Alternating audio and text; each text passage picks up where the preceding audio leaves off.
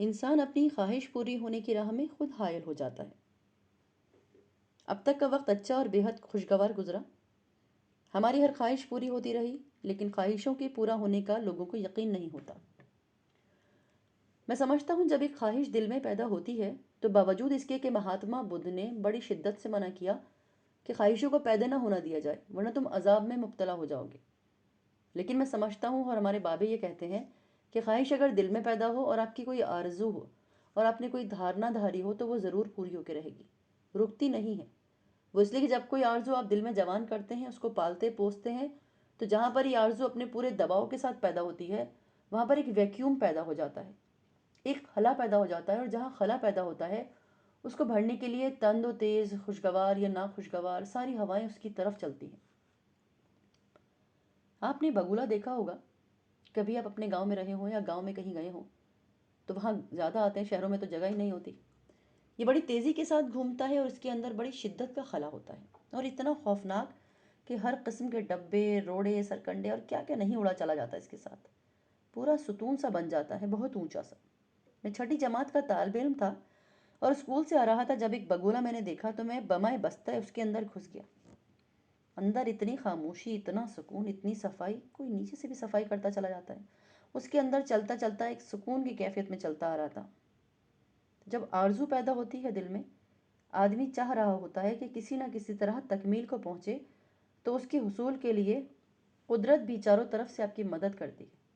اب آپ کہیں گے اشفاق صاحب الٹی بات کر رہے ہیں، ہمارے دل میں اتنی آرزویں، اتنی خواہشیں کبھی بھی پوری نہیں ہوئی۔ اس میں خرابی یہ ہے کہ خواہشوں کے پورا ہونے کی راہ میں آدمی خود کھڑا ہو جاتا ہے۔ وہ ایک بلے باز کی طرح، وہ جو کرکٹ کا بیٹ ہاتھ میں رکھتا ہے اور اس مقام پہ کھڑا ہوتا ہے جہاں اس کی خواہش کو آ کر پورا ہونا ہو۔ وہ آنے والے ہر خوش آئند اور خوشگوار عنصر کو، اس تکمیل کو پہنچنے والی چیز کو بلے کے ساتھ چھکے مار مار کر وہاں سے بھگاتا رہتا ہے۔ عجب انسانی فطرت ہے۔ کبھی اس کا مطالعہ کریں تو آپ کو یہ عجیب لگے گی، خاص طور پر یہ کیسے ہو سکتا ہے کہ جب انہیں خواہش پیدا کر دی ہے نہ وہ پوری ہو۔ لیکن اگر آپ نے غور کیا ہو تو دیکھیں کہ اس کے راستے میں کوئی اور بندہ حائل نہیں ہے، وہ آپ کی ذات اور آپ کا وجود ہے، اور آپ بھی کوشش کر کر اور لاشعوری طور پر جان بوجھ کر نہیں ہٹاتے اور اسے مٹانے کی کوشش بھی نہیں کرتے۔ سب سے پہلے تو آپ کے ذہن میں یہ بات پیدا ہوتی ہے کہ اس کو فوراً ہو جانا چاہیے۔ اب یہی بات ہے نا، کبھی آئس کریم جمائی ہے آپ نے؟ آئس کریم والی مشین تو دیکھی ہوگی، اب تو بجلی والی آ گئی ہیں۔ تو جب آئس کریم جمانے بیٹھیں تو خدا کے واسطے اس کا ڈھکنا بار بار کھول کر نہ دیکھیں کہ جمی ہے یا نہیں، جمی ہے یا نہیں، وہ کبھی نہیں جمے گی، اس کی راہ میں کھڑے نہ ہوں۔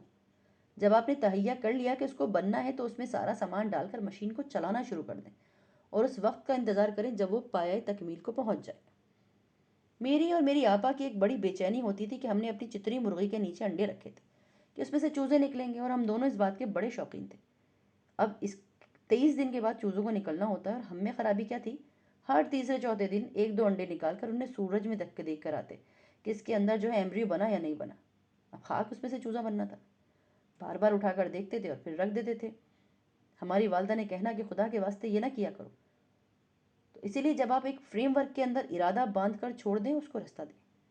ہمارے بزرگ کہتے ہیں کہ خدا کے لیے اپنی آرزو کو رستہ دو، وہ اچھی یا بری جیسی ہیں ان کو رستہ دو، اس کے رستے میں کھڑے نہ ہوں۔ اگر آپ غور کریں گے تو آپ کو محسوس ہوگا کہ بہت سارے مقامات پر آپ خود اس کے رستے میں کھڑے ہو جاتے ہیں، اپنی ساری خوبیوں کو خود ہی خرابیوں میں بدل لیتے ہیں اور پھر الزام دوسروں کو دیتے ہیں۔ اتنی تو آپ میں صلاحیت ہونی چاہیے نا کہ یہ الزام مجھے اپنی ذات پر دینا چاہیے۔ اب دیکھیے، جب آپ نے ایک چٹھی لیٹر باکس میں ڈالی ہے تو اس کے پاس جا کر تو کھڑے نہیں ہونا کہ کب نکلے گی، پھر ڈاکیا کے ساتھ چلیں گے کہ کہاں لے کے جاتا ہے، یا خط کے ساتھ چلتے چلتے وہ آپ سہوال کے ساتھ تو نہیں جا سکتے۔ اب آپ بار بار پوچھیں گے جی کہاں جا رہا ہے، کس گاڑی میں چڑھایا، تو میں تو نہیں چاہتا ہوں کہ جی تیز والی گاڑی پہ یا ہلکی والی گاڑی پہ، جناب ایسا نہیں ہوتا۔ تو جب آپ کی خواہشیں ہوتی ہیں اس میں رکھنے اس لیے پیدا ہوتے ہیں کہ آپ کر چکنے کے بعد بھی اس میں اپنی رائے ڈالتے رہتے ہیں۔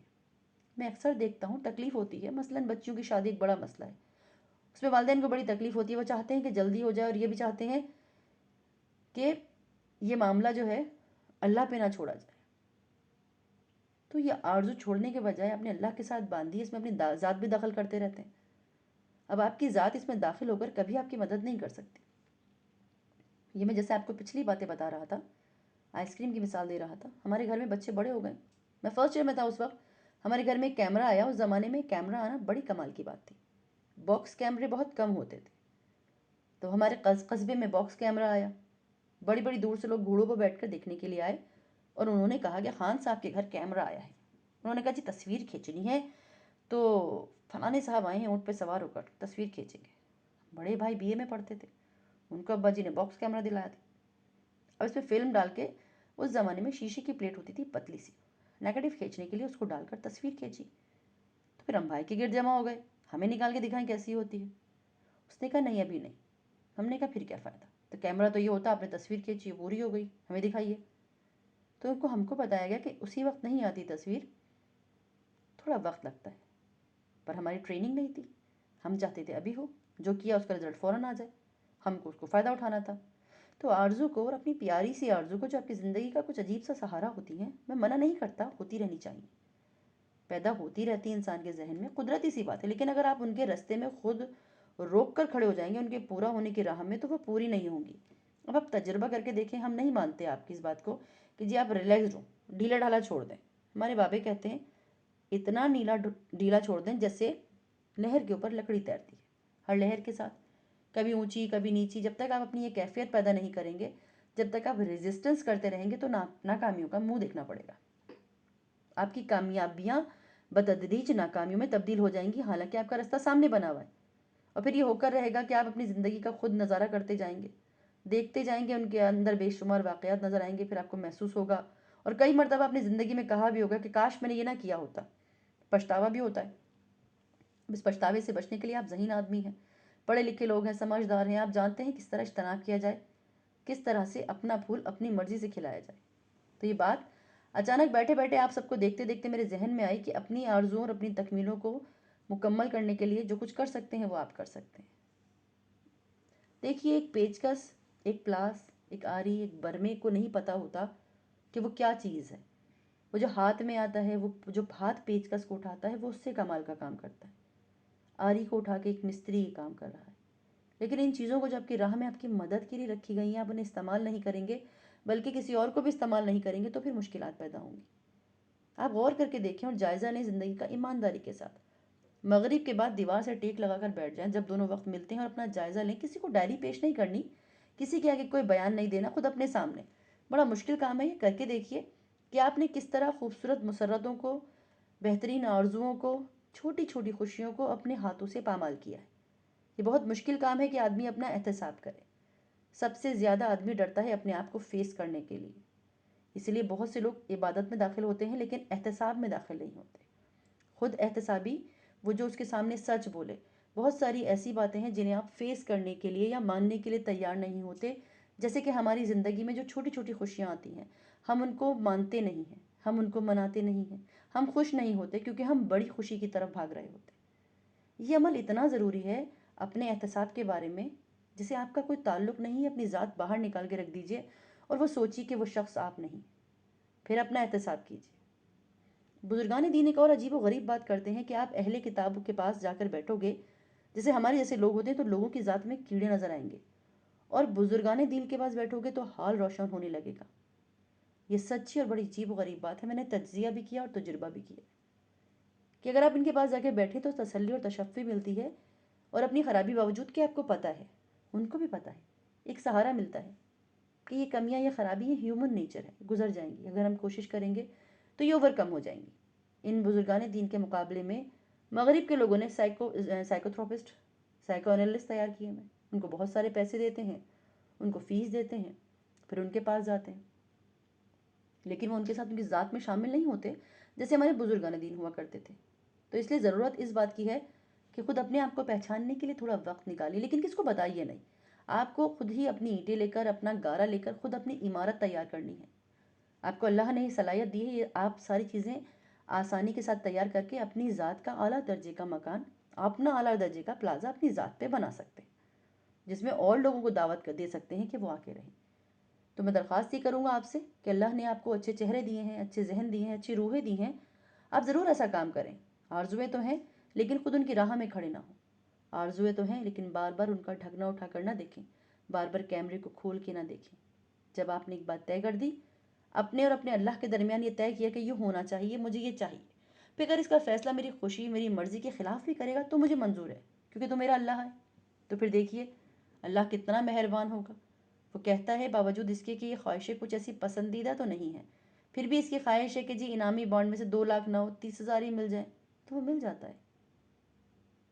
ایک مثنوی شریف ہے کہانی، مولانا روم کی حماقت سے آدمی کسی طرح اپنی راہ میں کھڑا ہوتا ہے، وہ کچھ چور تھا، اس کے اندر پیسہ بنانے کی خواہش پیدا ہوئی کیونکہ وہ اپنی محبوب بیوی کو کچھ دینا چاہتا تھا یا اپنی ذات کے لیے کچھ رکھنا چاہتا تھا۔ اس نے ایک رات اپنے گھر کے روشن دان میں سے کمرے میں داخل ہونے کی کوشش کی کہ یہ اچھا گھر ہے اور مجھے یہاں سے کوئی مال و متاع ملے گا، لیکن جب وہ اتنا اونچا چڑھا اور روشن دان کے اندر سے گزرنے کی کوشش کی تو جو اس کا چوکھٹا بظاہر ڈھیلا نظر آتا تھا وہ چوکھٹے سمیت فرش پر سر کے بل گر گیا، سخت چوٹیں آئیں۔ اس نے چوکھٹا اٹھایا اور قاضی وقت کے پاس شکایت کے لیے لے گیا۔ اب دیکھیے کیا کمال کے آدمی تھے، اس نے کہا جناب دیکھیں میں چوری کرنے کے لیے وہاں گیا تھا، یہ کیسا نالائق مستری ہے جس نے ایسا چوکھٹا بنایا کہ یہ ٹوٹ گیا، کرچیاں کرچیاں ہو گئی تو اس کو سزا ملنی چاہیے۔ قاضی وقت نے کہا یہ تو واقعی بری بات ہے، لکڑی بیچنے والے کو بلایا تو اس نے کہا بھائی تم نے ایسی ناکارہ قسم کی لکڑی لگائی؟ اس نے کہا جی آپ لکڑی کو ٹیسٹ کروا لیجیے، کہیں سے بھی کوئی نقص نکال دے میں ذمہ دار ہوں۔ اس ترخان کی ذمہ داری ہے جس نے چوکھٹا ڈائی مشین کے مطابق نہیں بنایا تھا، چھوٹا بڑا جیسا بھی تھا، ٹھیک ہے جس کو معاف کیا، ترخان کو بڑھئی کو بلایا، وہ پیش ہوا۔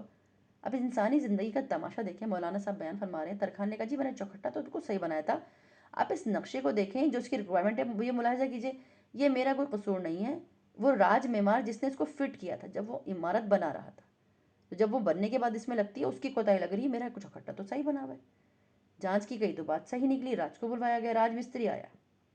قاضی وقت نے کہا اے نالائق آدمی، اتنا اعلیٰ درجے کا چوکھٹا، اعلیٰ درجے کی لکڑی، اتنا ڈائمنشن بہترین، تو نے اس کا موقع ڈھیلا کیوں بنایا؟ جب تم بلڈنگ بنا رہے تھے تو عمارت سازی کر رہے تھے، صحیح طور پہ فٹ کیوں نہیں کیا؟ اس نے سوچا بات تو صحیح ہے، اب چوکھٹے میں اور دیوار میں فاصلہ تو رہ گیا۔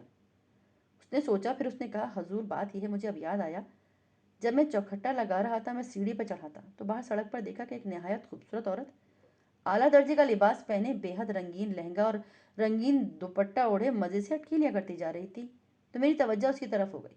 جب تک وہ سڑک پر چلتی رہی میں اسی کو دیکھتا رہا اور پوری توجہ نہ دے سکا۔ اس چوکھٹے کو میں نے ٹھیک سے نہ لگایا، اس کی وجہ یہی۔ جناب اس عورت کو بلایا گیا، عورت کو تلاش کرنے لگے کہ کس نے اس دن ایسا لہنگا پہنا تھا۔ اب شہر میں سب جانتے کہ جس خاص ایک چمک چلو تھی وہی ہوگی۔ پوچھا تم یہاں سے گزری تھی کیوں؟ کہا جی میں گزری تھی۔ تم نے ایسا لہنگا غرارہ پہنا تھا؟ ہاں جی بالکل۔ تو کیوں؟ حضور بات یہ ہے کہ میرے خاوند نے مجھ سے کہا کہ یہ کیا تم ڈل سے رنگ پہنتی ہو، کچھ اچھے نہیں لگتے، تمہارے اوپر تو رنگ برنگے کپڑے جچتے ہیں، تو بھڑکیلے قسم کے اور شوق کپڑے پہنو۔ میں نے کہا میرے پاس تو نہیں ہے۔ اس نے کہا میں تمہیں کپڑے رنگ کے دیتا ہوں۔